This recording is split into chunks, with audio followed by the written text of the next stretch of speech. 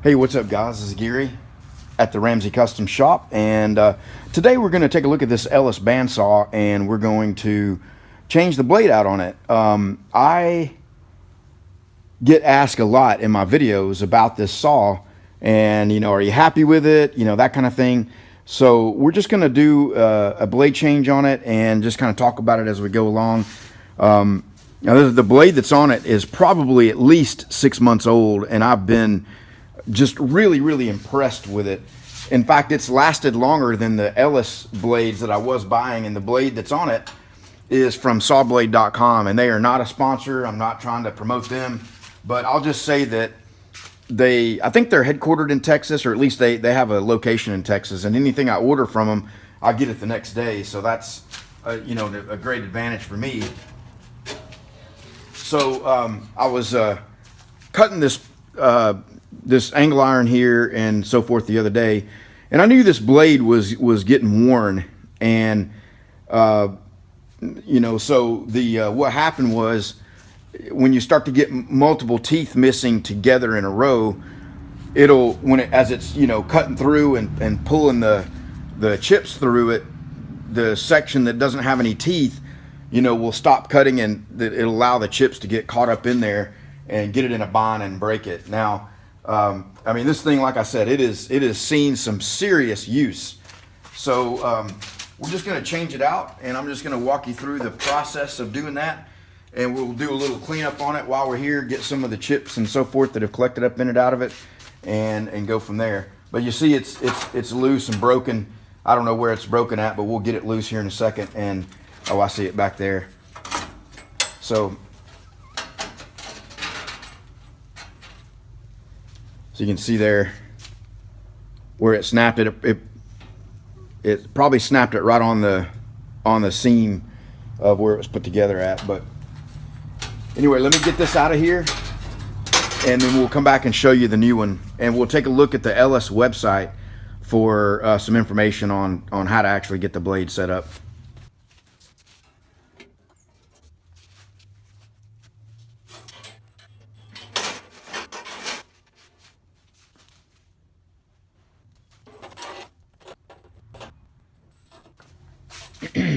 See if we can zoom in and show you this right here.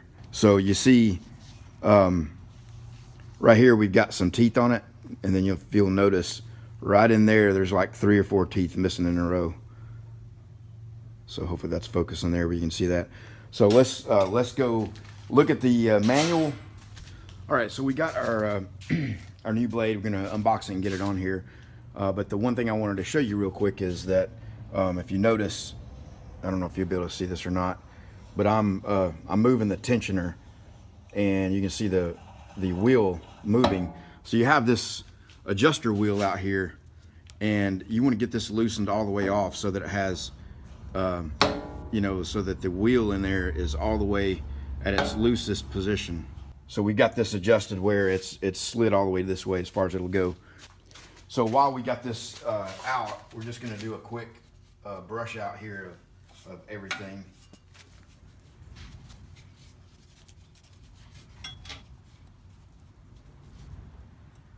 All the bearings feel good there. That one's turning free.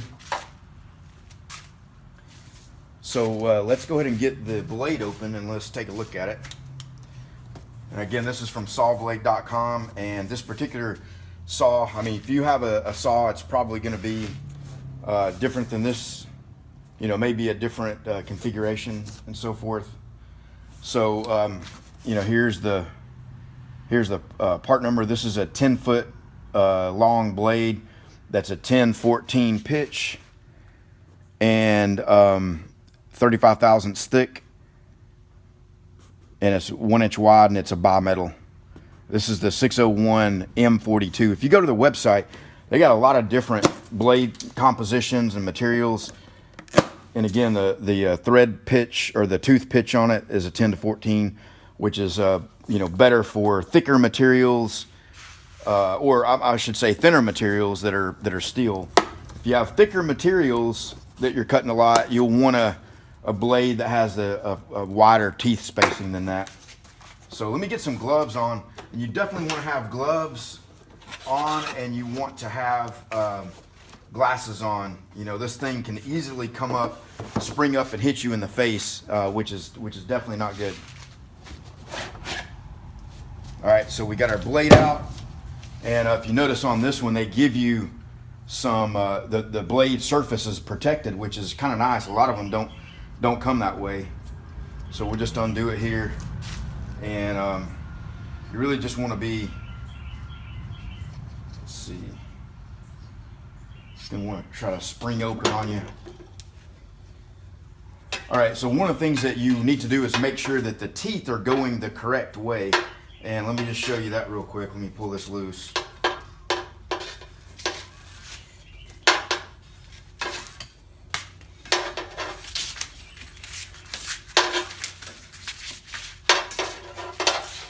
So I know for a fact that the teeth on this saw, when it's installed, should be pointing out toward you. And if you look, let me bring this down and show you this.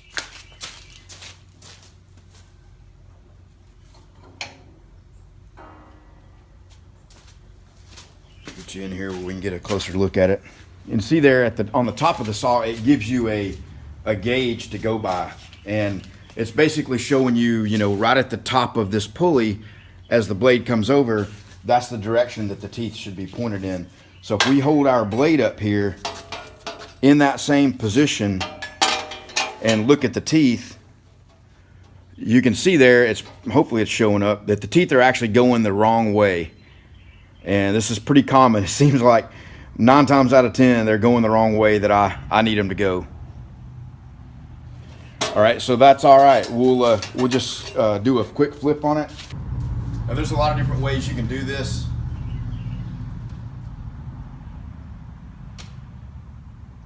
You just want to be careful with it and not have it, you know, catch you in any kind of a way that can cut you.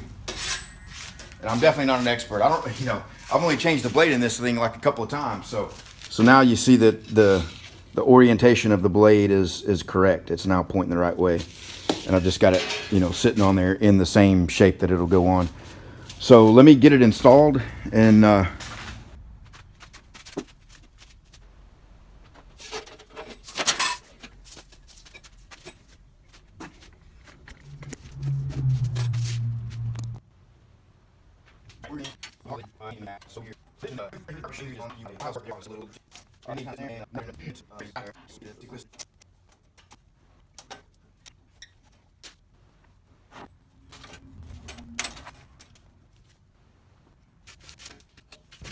all right, so we got it in there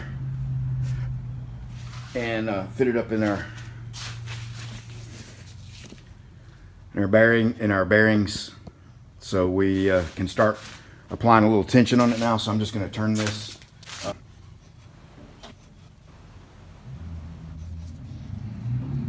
Okay, so you just want to turn it until you get the slack out of it, and it's now on there. And I didn't tell you this, but let me plug it back in over here. You definitely want to unplug your saw before you start messing with it. The last thing you want to do is accidentally hit the switch while you're in there. All right, I got it plugged back in. So you want to, after that first, tensioning adjustment, you want to turn it on real quick. I'm going to do a quick on and off to make sure it's tracking okay. So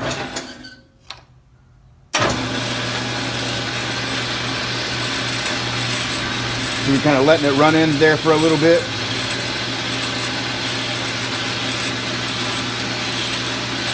Let's look at it.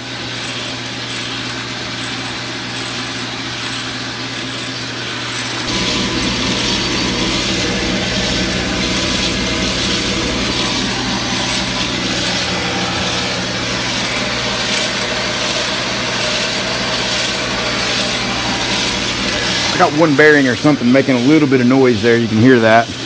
I checked all the bearings. They all felt like they were free, so I'm not sure where that's coming from. But anyway, that's not the purpose of this video.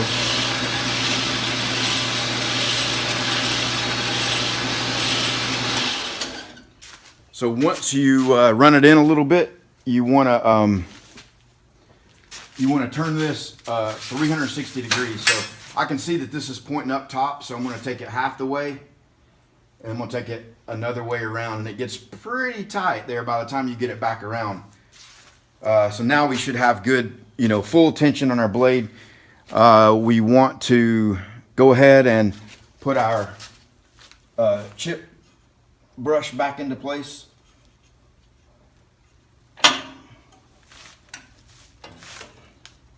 Make sure it's down onto the,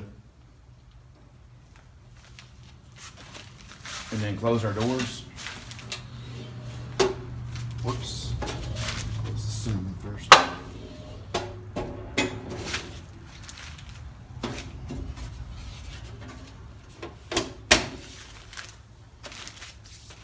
Now on the break-in, I'm gonna go ahead and when our blade broke, we were halfway through the middle of this cut, and it should still be lined up because I didn't move our part in the vise, and so we want to just lower it down.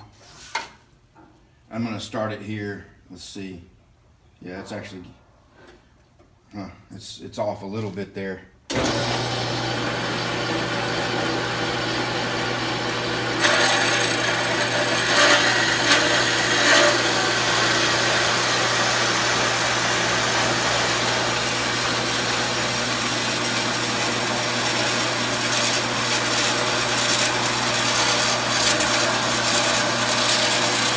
So what I'm going to do is I'm going to adjust our cylinder where I'm just going to barely crack it open to give us the lowest feed rate possible, because when you have a brand new blade, you don't want to go cutting into it really aggressively. You want a feed rate that's about 50% of normal, and it's not even gotten to the point of starting to cut yet.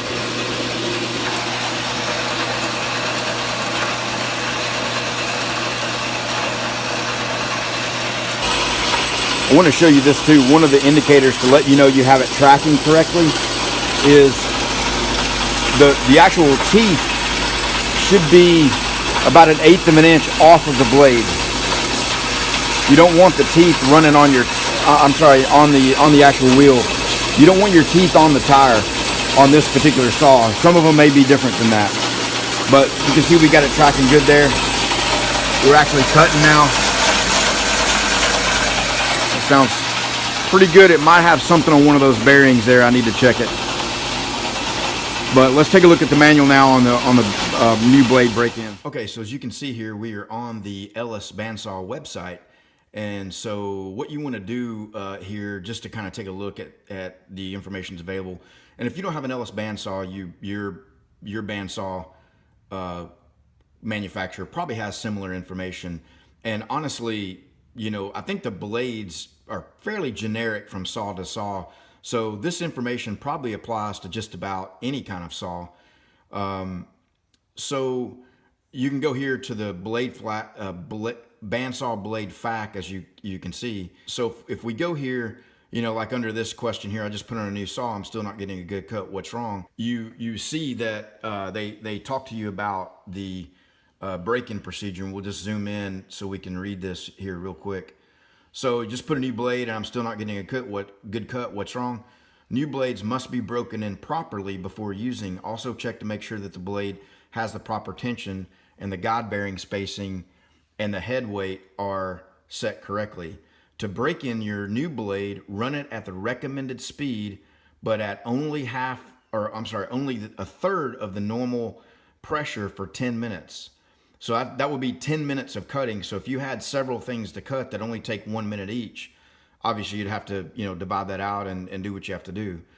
And then it says, then gradually increase the pressure back to a normal using the hydraulic cylinder. This will increase the life of your blade and make it work more efficiently.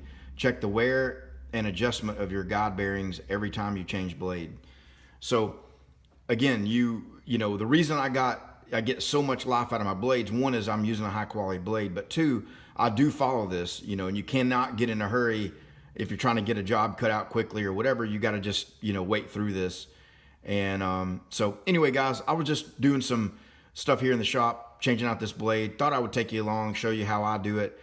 Some people watching this may look at that and say, well, you didn't do this or you didn't do that. So if you have any tips or anything that you saw or any helpful ideas, leave me a comment and let me know what you think about it. And I'll see you on the next video. Thanks, guys.